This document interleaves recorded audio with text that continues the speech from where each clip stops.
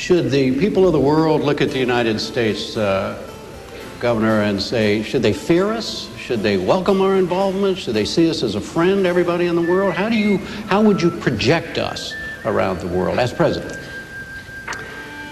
Yeah, I'm not so sure the role of the United States is to go around the world and say this is the way it's got to be. So I'm not exactly sure where the vice president is coming from, but I think one way for us to end up being viewed as the ugly American is for us to go around the world saying, we do it this way, so should you. I just don't think it's the role of the United States to walk into a country and say, we do it this way, so should you. It really depends upon how our nation conducts itself in foreign policy. If we're an arrogant nation, they'll resent us. If we're a humble nation but strong, they'll welcome us. And our nation stands alone right now in the world in terms of power, and that's why we've got to be humble. If we're an arrogant nation, they'll view us that way, but if we're a humble nation, they'll respect us. Maybe I misunderstand where you're coming from, Mr. Vice President, but I think the United States must be humble and must be proud and confident of our values, but humble in how we treat nations that are figuring out how to chart their own course. Make a couple of comments. Absolutely, sure. Somalia started off as a humanitarian mission and then changed into a nation-building mission, and that's where the mission went wrong.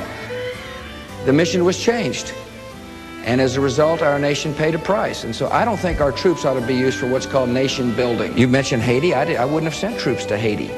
I didn't think it was a mission worthwhile. It was a nation-building mission.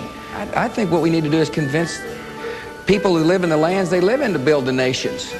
Maybe I'm missing something here. I mean, we're going to have kind of a nation-building corps from America. One of the problems we have in the military is we're in a lot of places around the world, and I mentioned one, and that's the Balkans. I'd very much like to get our troops out of there. If we don't stop extending our troops all around the world in nation-building missions, then we're going to have a serious problem coming down the road, and I'm going to prevent that. I'm concerned that we're over-deployed around the world. I don't want to be the world's policeman. I want to be the world's peacemaker. Your question was deployment.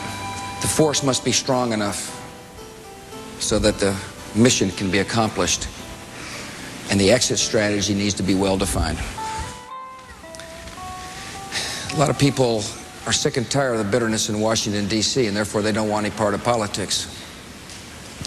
They look at Washington and see people pointing fingers and casting blame and saying one thing and doing another.